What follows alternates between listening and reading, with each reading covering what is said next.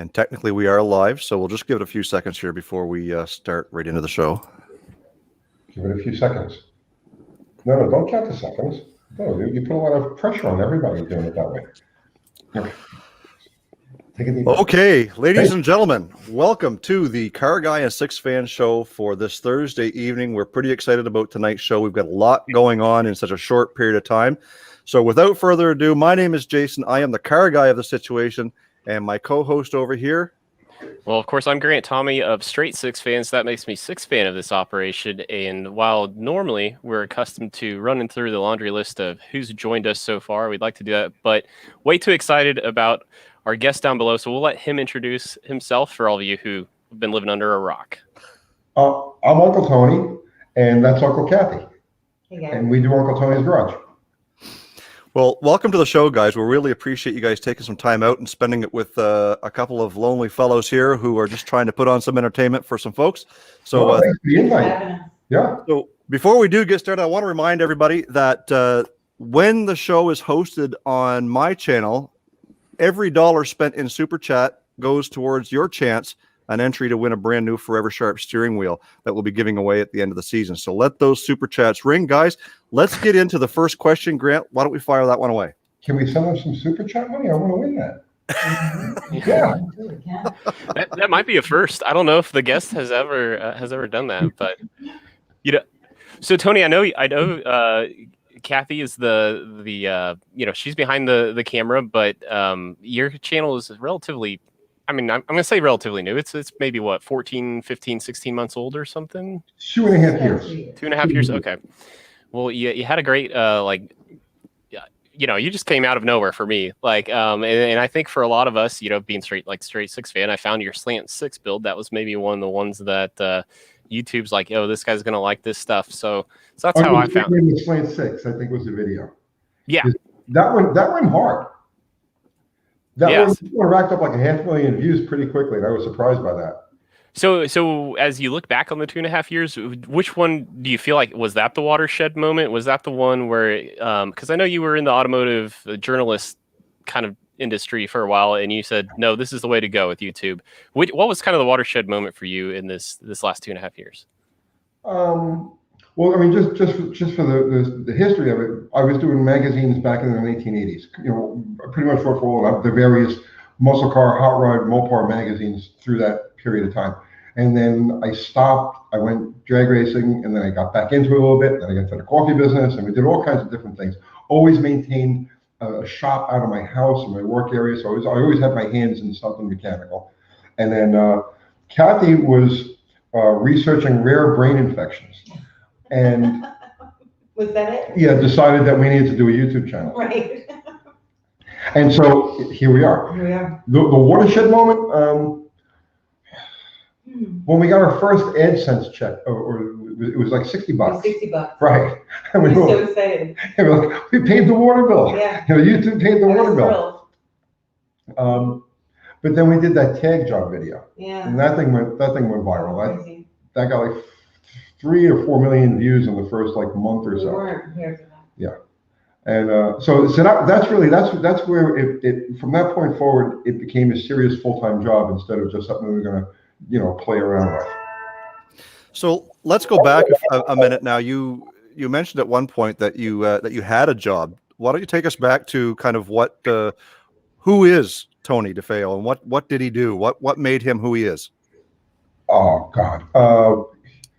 ADD bordering on autism is what made me what I am. I never really had a job. I worked for Chrysler Bureau for like 2 weeks. I worked for one of the publishing companies, CSK, as an employee for like a couple of months, and I realized, no, that's not going to work. So I quit my job, went back to my desk, and declared I was a freelancer.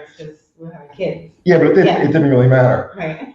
So I went back and I quadrupled my income that day. I do things. How can I explain it to you? What do you even say? I mean, I just rush into stuff. I see something I think I want to try, and I just dive into it. And usually it works out. And then at some point, they say, you know what, I've had enough of this, and they just stop and I go do something else. Well, Kathy, I think the next question I have is actually for you. I think you have a unique perspective on. I mean, you're seeing all the footage for the first time because you're the one operating the camera, and so obviously, you know, there's the chemistry of a marriage involved. But I'm sure you've learned a lot, picking up on cues. You know, being the camera operator, and trying to get in the groove and figuring out like what's your style, how does this want to flow. What's been like as you reflect on the last 2.5 years? Like, what are some of the things you like? How's your life like changed from behind the camera lens? I guess is what I'm trying to say. Behind the camera, I just really learned how to follow him because we don't prepare for videos. Most of the time, I don't know what we're shooting, so I just show up with the camera and I follow along, and it's all pretty intuitive. It's not like a lot of times he doesn't even tell me like if he's gonna pull something on me and I need to respond. He'll like keep it a secret. So it's just kind of like everything is ad-libbed. I like the Gonzo style of doing things. Yeah. Right? We don't practice, we don't rehearse, we try to do everything one take right off the top of my head. And like typically, typical morning, I get up at about 5 o'clock in the morning, I grab a cup of coffee, I go to the shop and I say, what kind of video are we gonna do today? Right, yeah, this is true. This is true. It goes against my dream. Yeah, she's like a planner, right? So then I'll set it up in my head while I'm working on whatever I'm working on, and then I'll come home at about 10 o'clock. And we'll do a video. She'll just be waking up, and I'll say, "Come on, we got to shoot a video," and that's it. I mean, literally, this is like every morning. This is like a routine now. It never changes. And she has no idea what we're going to shoot, or where we're going to shoot it, or how we're going to shoot it. And I only have half an idea of what we're going to do. Yeah. And we won't do it. It does show. It does show. I would like a little more planning. And honestly, at this point, I would like to do a little more work on the editing, but Tony's like really against that. I don't like editing. We kind of clash back and forth as far as that's concerned. Yeah, I like minimal editing. I think he's like, oh, it's shot, get it up. When we shoot a video, I try to imagine that whoever, like, there's somebody in the room with us, okay, and I'm explaining what it is to them. And like, so if one of you guys was to stop by the shop and say, hey, what's with that carburetor on that thing? You know, I'm not going to like give you a well-rehearsed, you know, clean example and answer. I'm going to tell you what it is. You know, I'm going to try to explain it as best as I can to you as an individual. So that's how I try to do all of the videos. And that's I feel that if we rehearse or we plan or we edit or anything like that, it loses that personal mojo. Does that make any sense? I think it does. I think it's perfectly reasonable because there's a lot of people out there who, including myself, who try and do it, try and do it perfect on the first shot. And I stumble over my words so bad that I just can't make it happen. So I got to do it again and cut it out and this and that. But there's method to that madness. If you've got the gift of gab and you know exactly what you're talking about, you can sling it out there and tell exactly what you have to say in one take. The video goes a lot quicker. The editor has a hell of a lot less work to do. Right. And you can just pound those videos out a lot more. So I can certainly appreciate that. And someday I will aspire to be able to do a video in one take. I just can't do it. Oh, yeah, you can. You're thinking that you can't, so you can't. But if you just said it to your mind, you know what happened? I was like, so we You were. put it in your mind that you wanted to do one take. Like you deliberately made it that you wanted to. I'm watching other people do videos, right? Mm-hmm. So it was Freiberger actually. And I noticed that he does everything in one take, you know? And I was like, well, if Freiberger could do everything in one take, God damn it, I'm going to do everything in one take. I'm serious. And from that point forward, we stopped editing because when we first got started, I was so bad with you have no idea. I couldn't go from very bad. I was able to get one. I'm not bullshitting you at all. I was able to get one sentence at a time out. So we would do a minute-long video that would have like 7 or 8 7 edits angles. different angles. Every time we would do a sentence, I would change the angle. And then you do another sentence, I would change the angle. So I was really bad. So yeah, but if you just put it in your mind that, you know what, God damn it, I am going to do this thing front to back and I'm not going to stop, you will. You know, just don't think about it. Just go. So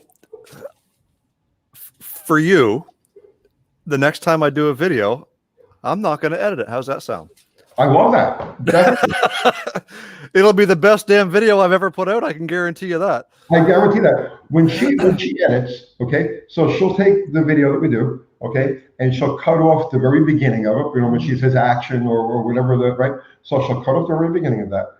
If I completely misspeak on something, in other words, a word comes out of my mouth or a couple of sentences come out of my mouth that are distracting from or confusing, we'll cut that, right? Or if you stutter. Sometimes I stutter a lot, Yeah. but that's just, you know, I just stutter sometimes. And then she'll cut the tail of it.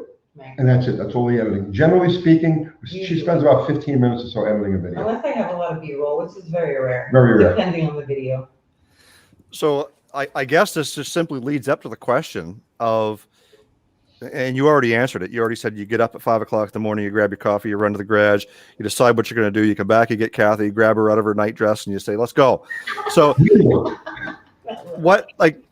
I understand that, you know, when you're dealing with certain brand of vehicle, you obviously there's no secret you're pretty heavy into Mopar. So what specifically jogs you into saying this is exactly what I'm going to do for a video?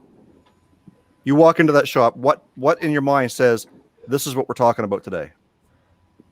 I'm going to say this, and it's not going to sound right. It's the voice in my head says do this, so I do it, and I don't second guess it. Does that make any sense? It does. Oh, we all have voices, Tony. I can guarantee you that. Oh yeah, I know. Some of them are screaming, some are growling, and some of them are throwing really good suggestions. So if you cut out the noise, and you just listen to that voice in your head that says, "Do this," right? That's what I do, and I don't question it. So since I don't question it, we just roll with it. And I mean, we've had good results doing it that way. We try and vary our videos. Yeah, we would do a tech piece, and then we would try and do a history piece, and then we would try and do, you know, maybe something funny. Well, that's the other thing. See, our channel, we try not to be pigeonholed. Yeah. We don't want to be the tech heavy thing or the classic heavy thing. Or we try to keep it like a magazine. Because I used to edit magazines. So we think of this channel as like a magazine. So if you're doing, let's say, an issue of Hot Rod, right? Or I used to edit like Cars Illustrated or a Street Supercar magazine. So between those covers, you want the car feature, a race feature, 2 tech pieces, a personality thing, right? You want something to make that magazine balanced.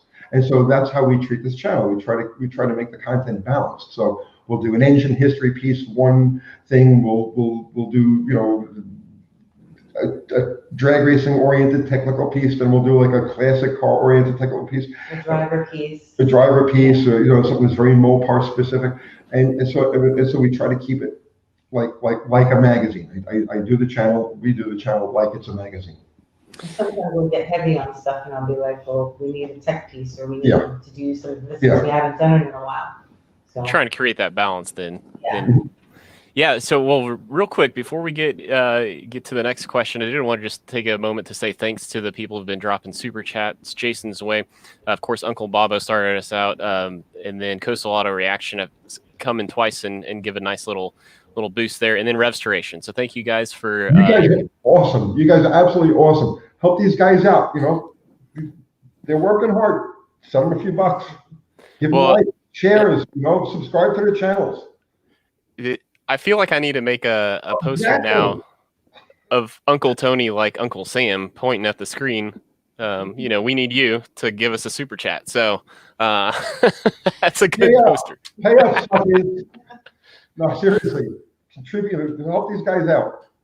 Well, we appreciate the support, Tony, and I think it's interesting you kind of left off on the magazine part there because, you know, ahead of the show you were asking me what's my channel all about, and honestly, it's my channel's, I feel, oftentimes a reflection of, I subscribed to CarCraft magazine from like 98 to 2002, you know, when I was a 7th grader through high school. Sure. And Freiberger was the editor then, and it was all about, it doesn't really matter what the car is. It just get into something cheap. You don't have to spend a lot of money. You just get into something, and it's like your phrase you use, build anything, race everything. You know, a lot of what you do, you focus on, you know, thinking outside the box. It's not just the horsepower, right? Weight reduction is another big one. So talk about, like, why are you so passionate about weight reduction? Well, okay, so I'm a child of the 70s. I grew up the same way you were reading CARRGUY magazine when you were 7. I was reading CARRGUY magazine when I was 7, and that was 1968, 1969. So, like, there were certain key figures that got in my head, their methodologies of doing things. And one of them was Sneaky Pete Robinson. And his whole thing was weight, right? And so that got in my head. So as I became a teenager and started messing with cars, you know, it was the cheapest way. I didn't have any money. So the cheapest, easiest way for me to get a bumper on the guy in the other lane was to get 50 pounds out of the car, however I could do it. And then I also realized I love simplicity. To me, the most important element of any machine is simplicity. The simpler the machine, the better the machine is, in my opinion. So by removing weight, you're making and removing mass from it, you're making it a simpler, more you're purifying the device. So it's gonna do its purpose. I'm big on that. You know what I mean? I'm one of those people who believe that you can will a car into the next ET bracket because I've done it, right?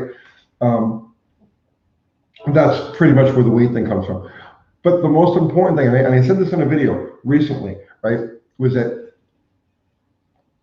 if you take the world of like automotive media, right, it's geared towards the top 25% of the automotive enthusiast population that can afford things.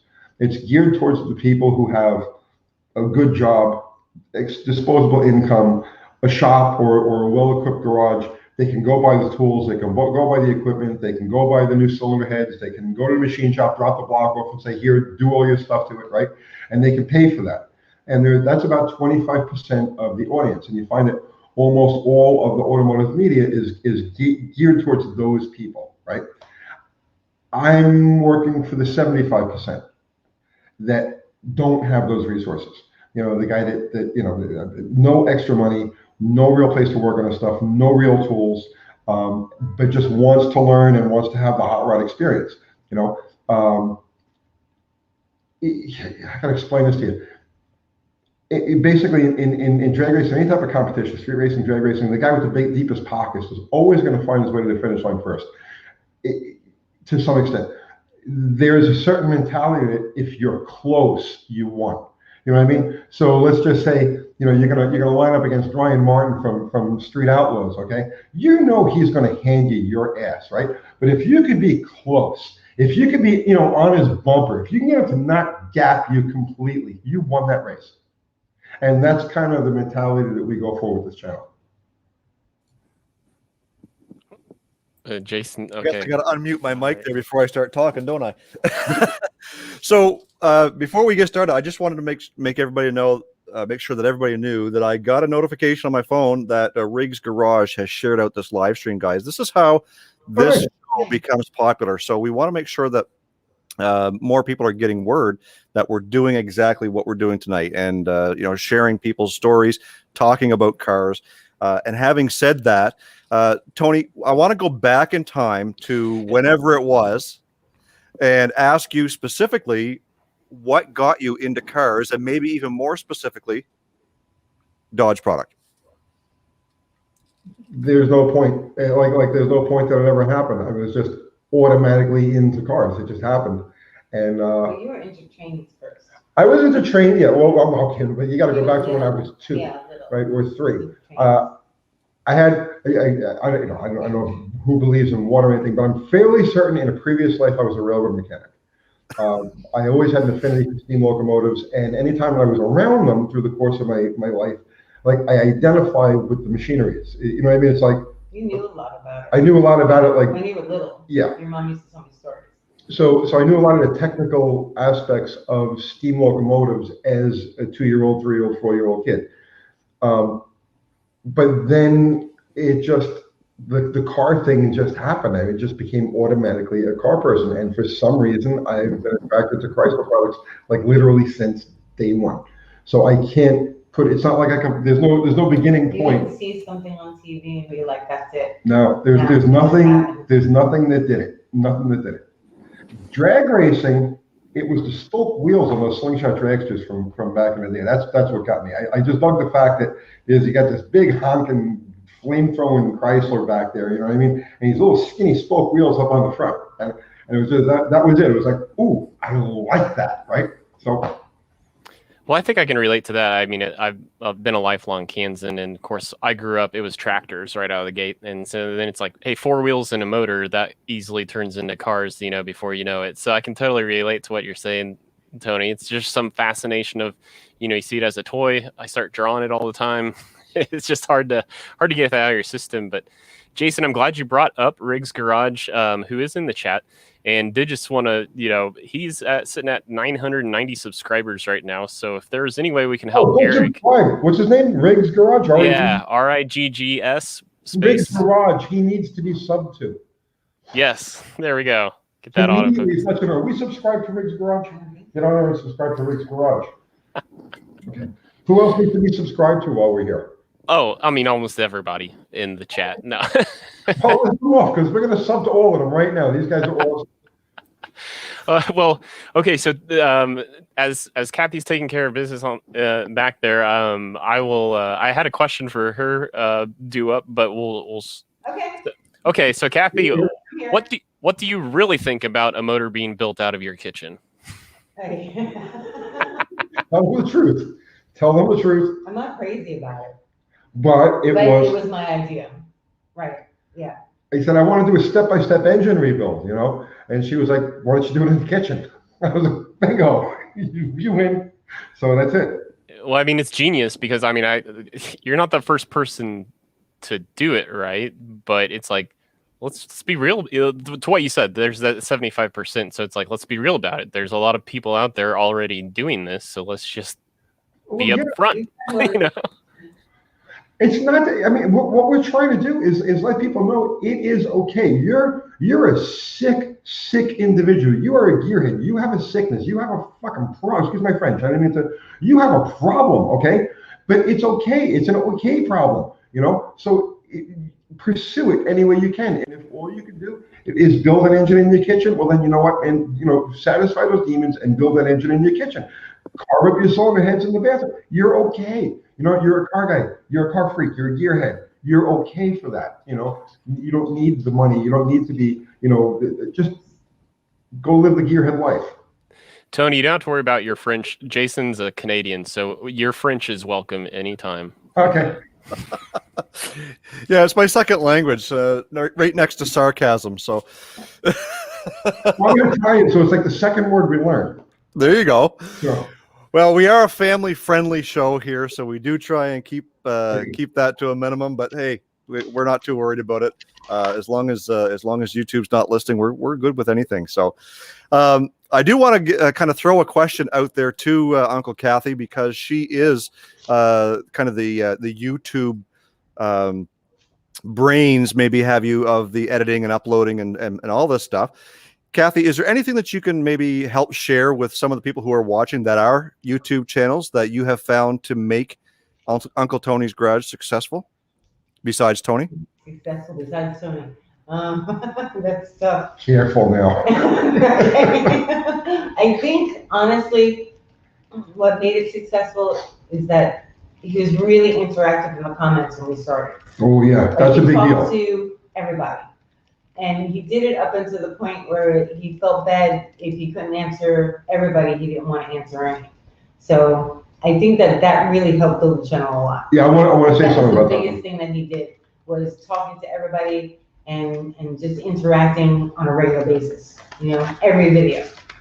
So when we first got started, I felt that was really, I still do. Very I feel important. it's extremely important. Thing that you can do.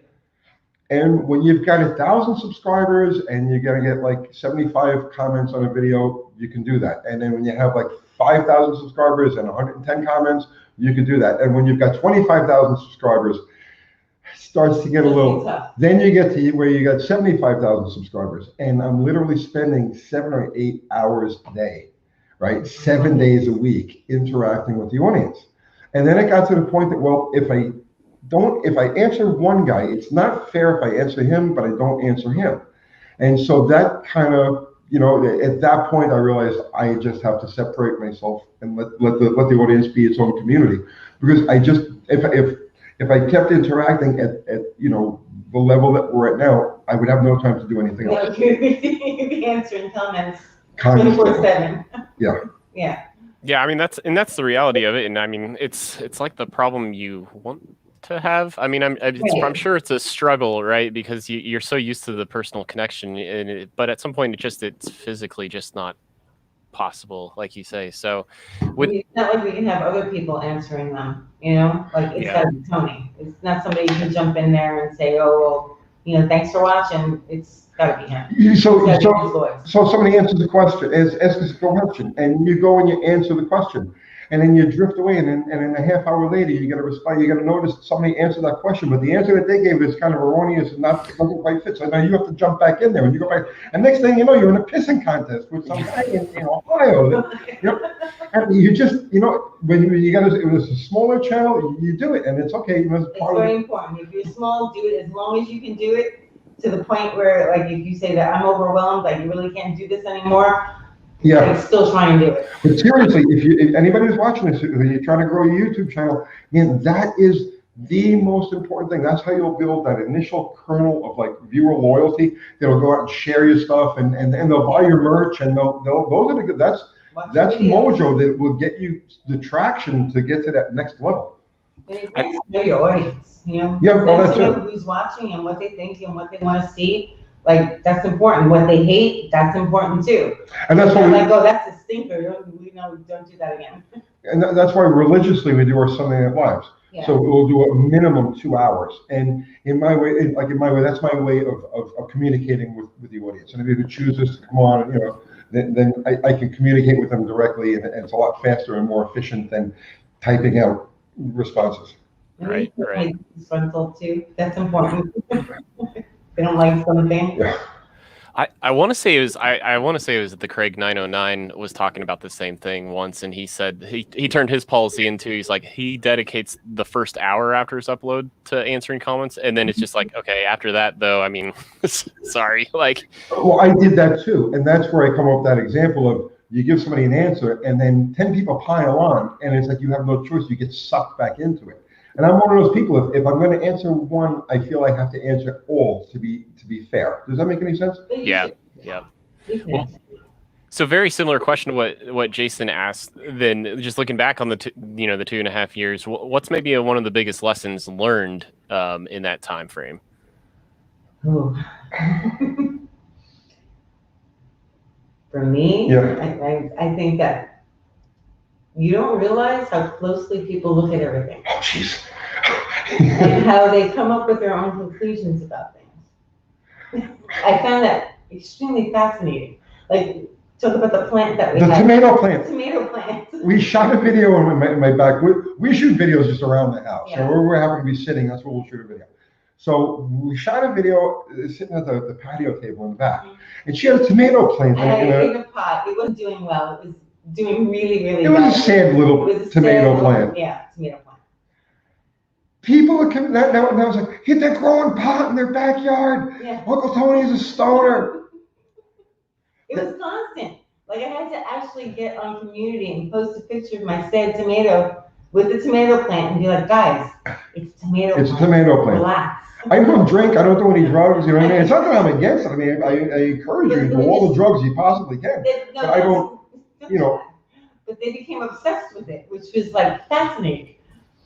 Yeah, it's truly funny how people can pick the most mundane, unrelated thing to your channel and start picking things apart. But I do want to make a quick point and thank everybody in the chat and Uncle Tony and Kathy for kind of boosting up Riggs Garage, because he has hit that 1,000 subscriber mark. Excellent. Way to go, guys. Thanks for doing that. And that's a perfect example of what Coastal Auto Reaction, the Car Guys, Big Easy has been preaching about community, not competition. It's lifting other channels up. It's making sure people know what other channels might be out there, big or small, and showing them out there. We always try to do that on our Sunday Night Lives. Anybody who comes on has got a channel and they want to promote it. We encourage them, put your links in there. You know what I mean? And we've had a lot of people grow subs off of that Sunday night show. Yeah, and that's part of why we do what we do with this show is bringing not just the big channels to everybody, because most everybody knows who you are. but we're also bringing smaller channels. So like next week we have daily driven death traps being interviewed on Grant's channel. So we're going to have a lot of fun with that. Yeah, she's going to go sub to that right now, just on the title. I love just that. on the title. See, and that's the thing. It's certain things that's going to bring people in, and the title is it. So we daily drive death traps. I mean, that's life around here. Well, and once you see their content, not only do they, I mean, they just do some beautiful video work. I mean, it's funny. It kind of like is taking me down a weird road right now, but it's kind of interesting with this YouTube automotive niche how you'll just end up with like clusters of like channels. In Iowa, for me, seems like one of them. Daily Driven Death Traps is out of Iowa, but you know, like Kevin with Junkyard Digs and Thunderhead 289. It's like it's weird how like even in where I'm at, the Kansas City region, like I started a Facebook group for regional collabs, and it's like a 6-hour radius around Kansas City I drew. But the amount of channels I've found in Kansas City after I started that group, like just out of dumb luck, it was just like, oh, there's like, I mean, half that group's in my backyard. So talk about beautiful Tennessee. I spent 7 months of my life in Tennessee in the suburbs of Nashville. So I know those area a little bit, but so I lived in Antioch and worked in Brentwood. Yep. Yeah, it's about 15 miles north of us. We're in Murfreesboro. Murfreesboro. Okay, that's what I figured. I probably, so I'm an architect. I probably did a little work on a Dunkin' Donuts down your way at some point in 2007. But anyway, Jason, sorry, I'm kind of hogging this all, but all right. Well, one of the other things we like to do on the show, Uncle Tony and Uncle Kathy, is we like to just kind of talk about. You guys probably aren't going to do well with this since Tony doesn't know what he's shooting until 5 a.m. But we always like to talk about what's coming down the pike on our channel. So if there's any peek behind the covers ahead of 5 a.m. tomorrow morning, what's coming down the pike on Uncle Tony's Garage? I mean, tomorrow we got a video that we shot as a collaboration with Unity Motorsports Garage. It'll be the second one that we did with them. What else? I don't know. You said you have a history piece that you want to. Yeah, I got a history piece that's kind of banging around in my head. But I mean, you know, the channel's going to go where the channel's going to go. And you know, we have a lot of different projects that we work on. It's a difficult time of the year. There's a lot of rain. There's a lot of wet. There's a lot of cold. You know, so like everybody else, but I don't know where we're going to go. We're going to go where hopefully we're going to have some fun, because when this is no longer fun, we're going to go off and do something else. Well, we do want to open up the chat for questions from the chat, and I know there's going to be a lot of them because obviously there's always a lot of questions for the bigger channels. So we're going to take 2 or 3 once they start rolling through. If they have any questions for Uncle Tony or Kathy, we want to make sure that people have that opportunity. Grant, we talked about things that are coming up on channels. Why don't you talk a little bit about what's coming up on Street 6 Fan? It's finally time to get back on the Fairmont between the extreme cold out here, a vacation, a Super Bowl, and all of the other excuses. It's time to finally figure out why the old I think John Wilborn's in the chat, but the old C4 is not shifting into drive.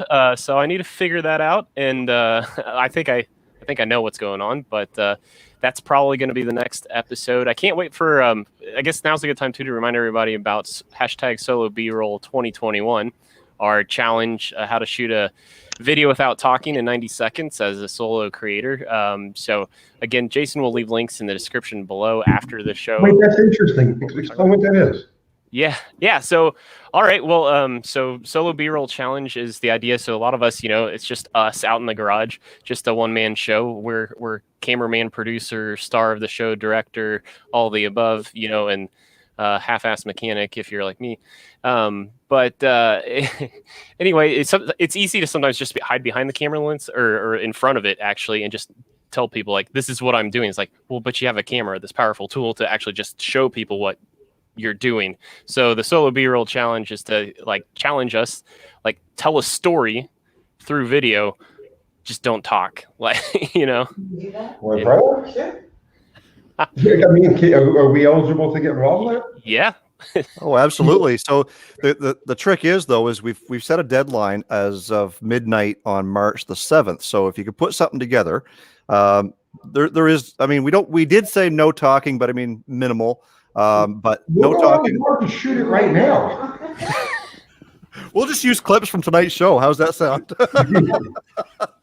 So yeah, and it's you put it to music, and it's different camera angles. It's playing with your skill, and because it is solo, Tony, that would mean that you would have to do it on your own with the camera. So Kathy couldn't be involved, or Kathy does one for herself. Maybe there's two of them there. I don't know. Anyways, all you got to do is upload it before midnight on March the 7th, and make sure hashtag solo B-roll 2021 is in the title. Solo B-roll 2021. And wait, am I in front of the camera or behind the camera? Either or. You're the subject. Okay. Okay. Yeah. Well, we can send you. We all have Jason. There's 4 channels sponsoring this. Myself, Jason, Boost Rodeo, and Craving Cars, and we've all kind of done, our own promo videos for it to get the word out. So we can send you the links to that, and then please do. The 4 of us actually did it last year. We did it in 60 seconds instead of 90, and so we can show you what we did last year, and it was really fun. It was a lot of the range and creativity and the content we covered was so wide with just 4 of us. So it was a lot of fun.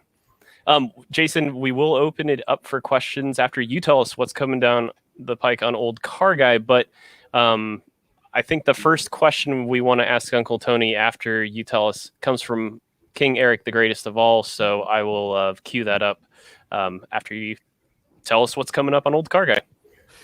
Yeah, so you guys all know that I've received kind of my first big sponsorship on the channel from Phytech. So I have installed EFI on Dale the truck, the old 77 square body, and that video comes out tomorrow. I'm premiering it at 8 o'clock, and I hope that we can get some traffic in there to watch that.